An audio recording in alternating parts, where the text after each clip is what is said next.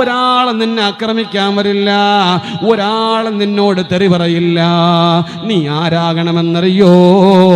അല്ലാഹ് പറയാ, അഖാമുസ്സലാ അഖാമുസ്സലാ. ഒന്നാമത് നീ നിസ്കരിക്കുന്നവനായിട്ട് മാറണമെന്നാ അല്ലാഹ് പറയുന്നത്. ഏത് പാർട്ടി വന്നോട്ടെ, ഏത് തിരക്ക് വന്നോട്ടെ, ഏത് പ്രതിസന്ധി ഘട്ടം വന്നോട്ടെ, ഏത് പ്രത്യാഘാതം നിനക്ക് കടന്നു വന്നോട്ടെ, നിസ്കാരം കളഞ്ഞിട്ടൊരു കാര്യത്തിന് പോവല്ല വാപ്പാ, ആ പരിപാടി വിജയിക്കില്ല. നിസ്കരിക്കാത്തവൻ നാട്ടിലുണ്ടോ, ആ നാട്ടിലെ അദാബാണ്. നിസ്കരിക്കാത്തവൻ കുടുംബത്തിലുണ്ടോ, ആ കുടുംബം നാശമാണ്. നിസ്കരിക്കാത്ത മക്കളാണോ നിങ്ങളുടെ മക്കളെങ്കില് വാപ്പാ ഗതി പിടിക്കൂല്ല വാപ്പാ,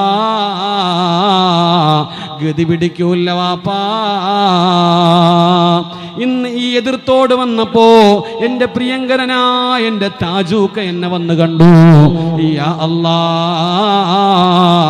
യാ അല്ലാ.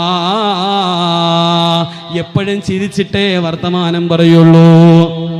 താജുക്കൈ ഞാനുമായിട്ട് വലിയ ബന്ധമൊന്നുമില്ല. പക്ഷേ റൂഹി ഫിദാടെ പരിപാടിക്ക് നൗഷാദ് ബാക്കവിയുടെ പരിപാടി പെരുമ്പാവൂര് നടക്കുമ്പോ ആ സ്റ്റേജ് അലങ്കരിച്ചപ്പോ മദീനയുടെ കുബ്ബയുടെ ചാര 2 മിനാരം വെക്കാൻ പറഞ്ഞപ്പോ ഞാൻ പറഞ്ഞു, താജുക്ക ആ മിനാരം എടുത്ത് വെക്കെന്ന് പറഞ്ഞപ്പോ തമാശയല്ലാതെ ആ വായിന്ന് ഞാൻ കേട്ടിട്ടില്ല, തമാശയല്ലാതെ ആ വായിന്ന് ഞാൻ കേട്ടിട്ടില്ല. ഇന്ന് എന്നെ വിളിച്ചിട്ട് ചോദിച്ചു, എന്നോടൊന്ന് വീട്ടിൽ വരാ, എന്നോടെന്റെ വീട്ടിലൊന്ന് വരുമോ? ഞാൻ പറഞ്ഞു വരാം. അങ്ങനെ ഞങ്ങൾ 2 പേരും കൂടി വീട്ടിൽ പോയപ്പോ യാ അല്ലാഹ് ഞാൻ ചോദിച്ചു, മക്കളൊക്കെ ഇല്ലേ താജൂക്ക? എന്റെ പൊന്നാര പെങ്ങളെ, നീ ഒന്ന് ശ്രദ്ധിച്ച് കേൾക്കണേടി പൊന്നുമോളെ. അല്ലാഹനെ മറന്ന് ജീവിക്കുന്നവരാണോ? ഇതൊന്ന് കേൾക്കണേ വാപ്പാ. ഉസ്താദ് എന്നെ, ആ പ്രിയപ്പെട്ട താജൂക്ക എന്നെ ബെഡ്റൂമിൽ കൊണ്ടുപോയി. ഇത് പണ്ഡിതന്മാർക്കുള്ള റൂമാണെന്ന് പറഞ്ഞ് എന്നെ അവിടെ ഇരുത്തിയിട്ട് അയാള് പറയാ, എനിക്കൊരു പൊന്നുമോളുണ്ട് ഉസ്താദ്. പ്രഭാഷകന്മാരുടെ പ്രഭാഷണങ്ങളിട്ട് കേൾപ്പിച്ചു.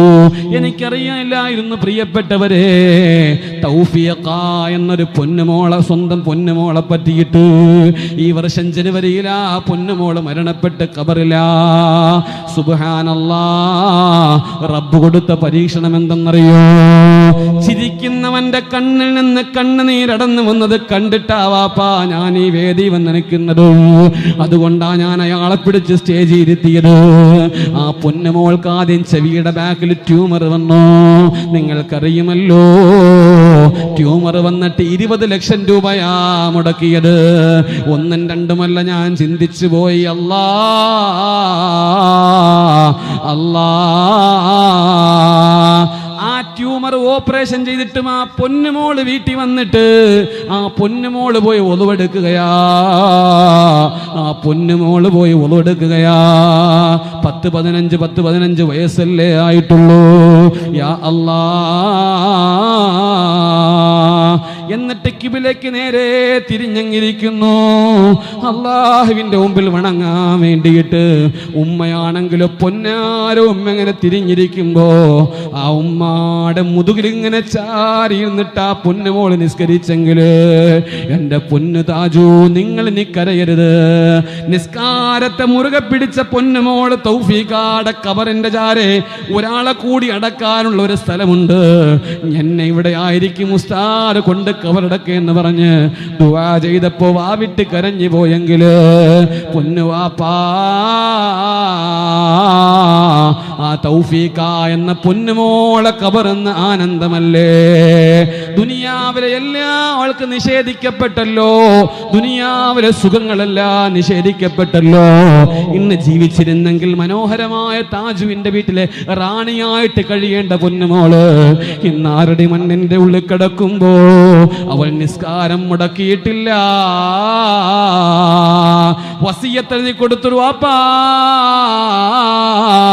ഞാൻ മരണപ്പെട്ട ഒന്നാര വാപ്പാ കരയരുത്. ഏത് വാപ്പായ കരയാതിരിക്കുക, ഏത് ഉമ്മായ തകരാതിരിക്കുക, എങ്ങനെയാ ഒരു ദുനിയാവിന്റെ മണ്ണിലൂടെ സന്തോഷത്തോടെ ജീവിക്കുക? അതുകൊണ്ട് പെങ്ങളെ, ഒന്നാമതായിട്ട് ഞാൻ നിങ്ങളോട് പറയട്ടെ, അവസാനം പീഡനങ്ങൾ അനുഭവിക്കപ്പെട്ടവര്, മാരകമായ രോഗം വന്നവര്, ശരീരത്തിന് സ്വാധീനമില്ലാത്തവര് എല്ലാവരും പടച്ചോനെ വഴങ്ങുമ്പോ എതിർത്തോടുള്ള വാഹനവും ആരോഗ്യവുമുള്ള ചെറുപ്പക്കാരാ, നിനക്കെന്തേ പള്ളിയിൽ പോവാൻ കഴിയാത്തത്? നാടിന്റെ ശാപമായി നീ മാറുകയാണോ? അള്ളാന്റെ ദീൻ പറയാ, അതുകൊണ്ട് ഒരൊറ്റ വഖത്ത് നിസ്കാരം പോലും പൊന്നേ നീ പാഴിക്കളയരുത്. ഹബീബായ മുഹമ്മദ് മുസ്തഫ, ഹബീബായ മുഹമ്മദ് മുസ്തഫ സല്ലല്ലാഹു അലൈഹി വസല്ലമ തങ്ങൾ പറയുന്നെന്നറിയോ? നിസ്കാരമില്ലാത്തവനാണോ ആ നാട്ടിൽ അല്ലാഹു റഹ്മത്തിന്റെ മഴ വർഷിപ്പിക്കൂല. ഹബീബായ തങ്ങൾ പറയുന്നത് കേട്ടോ, മൻ സല്ല സ്വലാത്ത സുബ്ഹി ഫഹുവ ഫീ ദിമ്മത്തില്ലാ. സുഫിയാൻ ബാഖവിയുടെ വാദ കേൾക്കാൻ ശംസുൽ ഉലമ അക്കാഡമിയുടെ മുന്നില് ഈ പ്രിയപ്പെട്ട അൽബിർ എന്ന സ്ഥാപനത്തിന്റെ തൊട്ട് മുന്നിൽ ഒരുമിച്ച് കൂടി എന്റെ വാപ്പാ നെഞ്ചു കൊടുത്തൊന്ന് ആലോചിച്ചു നോക്കണേ വാപ്പാ. അള്ളാന്റെ റസൂല് പറയാ, മൻ സ്വല്ല സ്വലാത്ത സുബ്ഹി, ഒരാൾ സുബ്ഹി നിസ്കരിച്ചാൽ ഫഹുവ ഫീ ദിമ്മത്തില്ലാ, അവൻ അള്ളാഹുവിന്റെ പ്രൊട്ടക്ഷനിലാണ്, അവൻ അള്ളാന്റെ പ്രൊട്ടക്ഷനിലാണ്. അവനെ തൊടാൻ അല്ല ആരെയും അനുവദിക്കൂല, അവനെ അല്ല കാത്തോളുമെന്ന് പറയുമ്പോ, എന്നിട്ട് പരിശുദ്ധരായ റസൂലുള്ളാഹി സ്വല്ലല്ലാഹു അലൈഹി വസല്ലമ തങ്ങളുടെ ഈ ഹദീസിനെ അടിസ്ഥാനമാക്കിയിട്ട് ഇമാം ഖുർത്തുബി തങ്ങൾ പറയുന്നത് എന്തെന്നറിയോ? ആരെങ്കിലും സുബഹി നിസ്കരിച്ചവനെ തെറി വിളിച്ചാൽ